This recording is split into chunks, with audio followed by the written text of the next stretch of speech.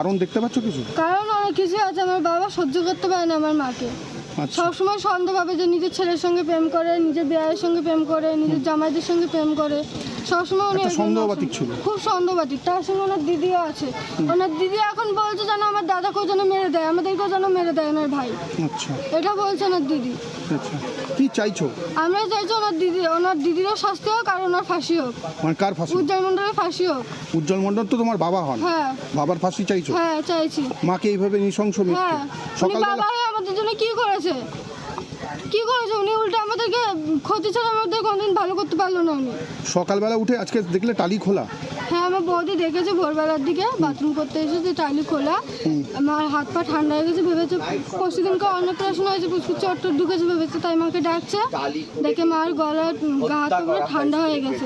আর যে মাথায় হাত বুলা দেখেছে তখন থেকে গলার দিয়ে রক্ত বেরোচ্ছে। তুমি এসে কি দেখলে? আমি এসে কোনো কিছু দেখতে পাইনি। পুলিশে ঘরে তালা মেরে দিয়ে গেছে, সিল করে। বাবাকে ধরেছে পুলিশ? এসেছে? হ্যাঁ বাবাকে নাকি ধরেছে, উনি মেরে টেরে নাকি কোথায় যে বালি টানছিল, তা নাকি ধরেছে, ওখান থেকে ধরে নিয়ে থানায় গিয়েছে। তুমি কে হও? আমি ওনার ছোট মেয়ে হই। ছোট মেয়ে? হ্যাঁ কোয়েল মণ্ডল। কে, কি নাম? কোয়েল মণ্ডল। কোয়েল মণ্ডল।